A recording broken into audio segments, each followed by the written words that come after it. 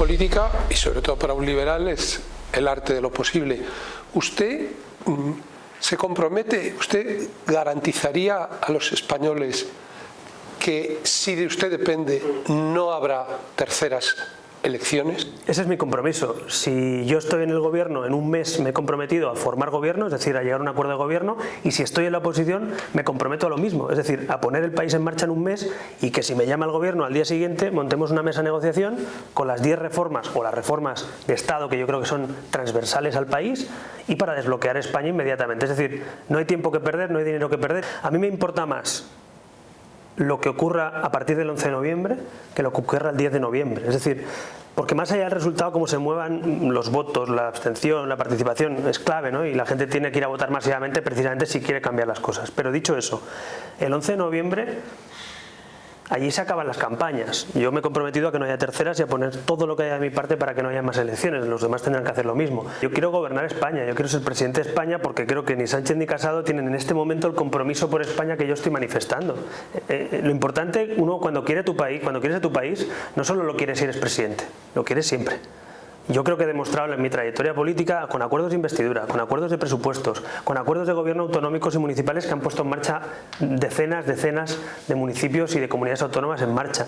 Creo que hemos demostrado en solo 4 años de vida política nacional, porque solo llevamos 4 años, que sabemos pensar en España por delante de Ciudadanos. Y este es el momento de hacerlo. Ahora, no le engaño, que creo que un gobierno liberal, un gobierno valiente, un gobierno sin mochilas de corrupción, un gobierno claramente constitucionalista que nunca pacte con los separatistas, creo que sería muy bueno para España. Por eso creo que hay que ganarle a Sánchez y por eso creo que hay que llegar a un acuerdo con el PP para tener mayoría. Ahora, dicho eso, creo que el PP y el PSOE nunca se han puesto de acuerdo cuando había que ponerse de acuerdo, y se han puesto de acuerdo en cosas que nunca se deberían haber puesto de acuerdo. Me explico. Se han puesto de acuerdo para repartirse a los jueces. Y yo creo que los jueces hay que elegirlos, en este caso en la urna, y votado por los jueces, no por los partidos. Se han puesto de acuerdo para taparse a veces la corrupción o los escándalos que salían de un lado y del otro, en vez de investigarla a fondo y limpiar sus partidos. Se han puesto de acuerdo para repartirse cargos en instituciones, en diputaciones, en muchos lugares, con mucha opacidad y muchas veces con corrupción detrás. Para eso se han puesto de acuerdo. Ahora, para un pacto nacional por la educación nunca se han puesto de acuerdo. No se han puesto de acuerdo para no pactar con los nacionalistas y pactar entre ellos. No se han puesto de acuerdo para defender muchas veces la posición incluso internacional de España con diferentes posiciones, ¿no? Yo no quiero un pacto PP-PSOE-Ciudadanos para que nada cambie. Yo quiero un pacto de Estado para que las cosas cambien. Es que es muy distinto. Un pacto sin Ciudadanos entre PP y PSOE podría ser no toques los temas de corrupción, no cambiemos la ley electoral, no toques lo de los jueces, oye, no toquemos el tema de las duplicidades, oye, igual yo tengo que pactar con el PNV y tú con Junts per Catalunya o con Esquerra. Eso ya lo hemos vivido 40 años y eso no funciona. Creo que los problemas de España hoy son también, no porque España tenga una maldición bíblica ni una plaga bíblica, es que son problemas de malas políticas y malas decisiones. Yo planteo una nueva era en la que los constitucionalistas, que podemos representar al 70, al 65, al 80% de españoles según los resultados, nos pongamos de acuerdo en un mínimo común denominador. Eso es lo que hemos hecho en Europa. Creo que el símil de Europa nos puede valer para un gran compromiso de Estado, más allá, repito, de quién es el ministro de Educación o la ministra de Agricultura o el ministro de Medio Ambiente. Creo que es importante quién sea el ministro, pero es más importante qué políticas va a hacer ese ministro. Eso es lo que yo quiero poner encima de la mesa. Sé que esto que planteo es innovador, sé que es distinto, pero es que ante una situación excepcional, bloqueo político, desafío separatista, economía parada, amenazas para el futuro de España, las pensiones, la natalidad, los grandes asuntos de Estado parados, ante eso tenemos que tomar soluciones excepcionales. Que Vox, como ha hecho en Andalucía o como va a hacer en otros lugares, apoye unos presupuestos o se abstiene para que salgan adelante, oiga, a mí si una ley de autónomos como la última que salió la apoya Podemos o la apoya Vox o la apoya el PSOE y es buena para España, yo creo que tenemos que acostumbrarnos también que un país con 6 partidos políticos tiene que tener también la cintura y la capacidad de saber diferenciar entre un gobierno, que tiene que ser compacto, sólido y claro, a un parlamento que tiene que legislar, ¿no? Sigo pensando que gobernar España en este momento precisamente con los nacionalistas o con Podemos, con la economía que tenemos, es un riesgo. Una economía paralizada, un país sin presupuestos, el paro nuevamente con datos de alerta roja con más de 3 millones de parados. Es decir, el momento que vive España junto a Cataluña, si le sumamos la economía, hace que Podemos y los nacionalistas sean unos muy malos socios para un gobierno. Así que yo por eso digo, prefiero un gobierno Ciudadanos-PP, que es la prioridad, pero si no puedo gobernar, antes prefiero un gobierno constitucionalista en minoría, con un pacto con la oposición, que mande Pablo Iglesias en la economía o Torra en la política territorial. ¿No relaciona usted esta caída de la intención de voto de Ciudadanos con la decepción de gran parte del electorado ante el hecho de que cuando existía la posibilidad de conseguir una suma matemática con el Partido Socialista, cosa que no había existido nunca, Ciudadanos solo en el último momento se mostrara dispuesto a explorar esa posibilidad? Yo creo que hay más liberales que extremistas en España. Creo que hay más gente en el centro que en los extremos. Creo que sociológicamente España es más moderada que radical.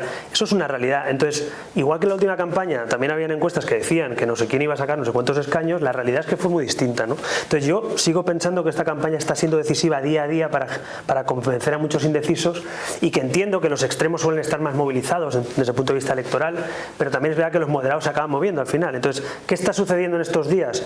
Bueno, pues que los extremos o las posiciones más fijas, podemos decir así, estaban ya convencidas de su voto y lo estarán siempre, porque no van a nunca a lo mejor a reflexionar al final, o cambio de voto, no cambio de voto, me quedo en casa.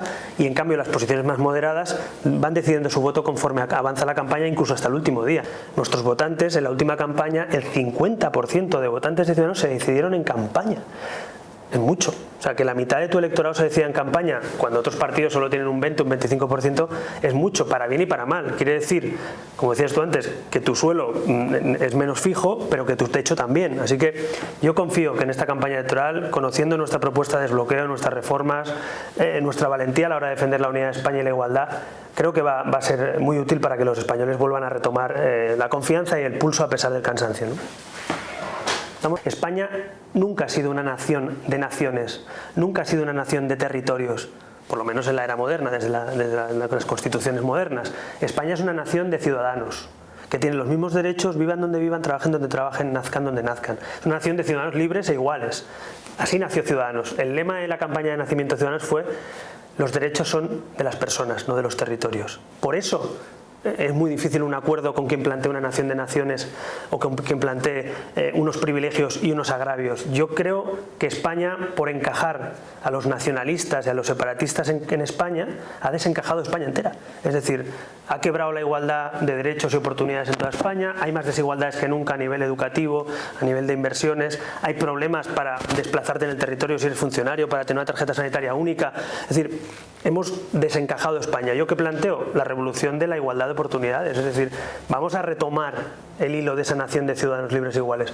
Por eso chocamos con el PSC y con el PSOE, porque mientras Iceta, que es el que le está haciendo el programa al PSOE, dice que hay unos territorios que son naciones y los otros que son de segunda, yo, que soy catalán además, digo que ninguno está por encima de ninguno, y que más allá de nuestra cultura, de las lenguas que tenemos, de nuestra fascinante historia, más allá de eso, eso no da privilegios. Es decir, yo creo en una España diversa, pero no una España de diferencias. Algunos hacen de la diferencia la política, que no es lo mismo que la diversidad. La diferencia no te puede otorgar privilegios. La diversidad es tener varias lenguas oficiales, tener una cultura extraordinaria, tener una historia apasionante. Esa es nuestra diversidad. Pero eso no te otorga tener más derechos que un ciudadano si vive en otra parte de España.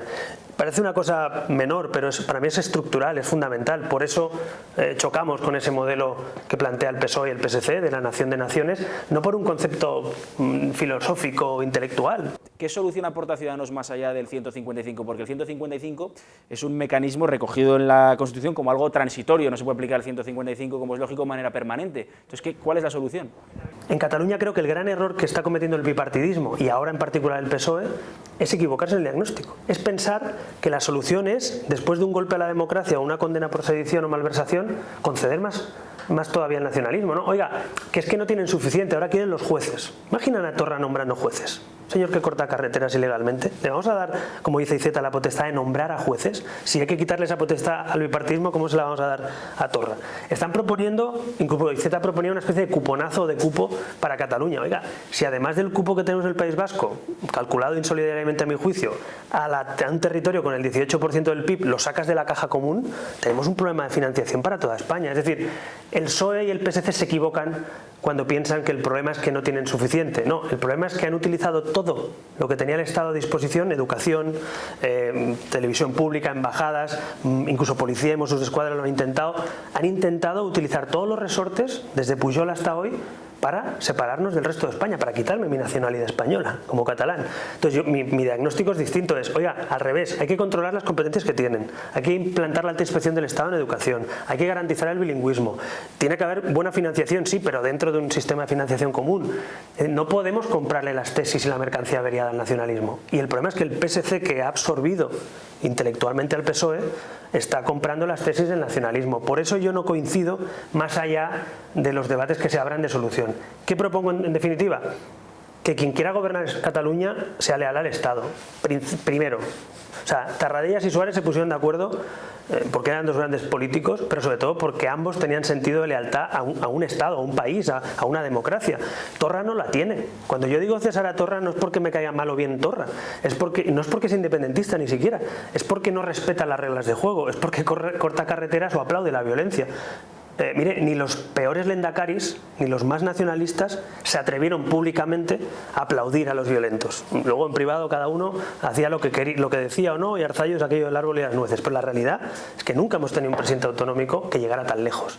Me parece que el 155 efectivamente no es un fin, es un instrumento, pero es un instrumento que te permite desbloquear y quitar a un señor que ahora mismo sí que la está liando, vamos a hablar claro, porque los catalanes, la mayoría de catalanes, más allá de su ideología, quieren vivir en paz y en libertad, ¿no?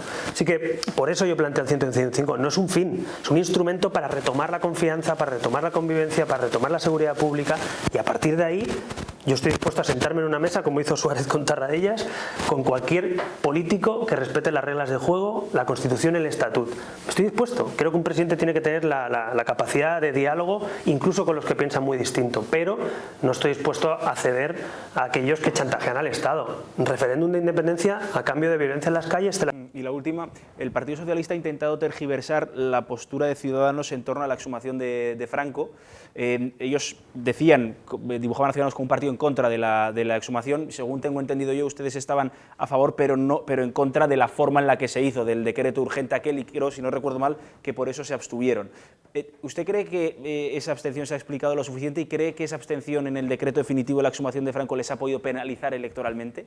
Yo le propuse a Sánchez reconvertir el Valle en un cementerio nacional para todos, sin Franco, que no se hiciera una exhumación ni exprés ni contra la mitad del Parlamento, sino entre todos.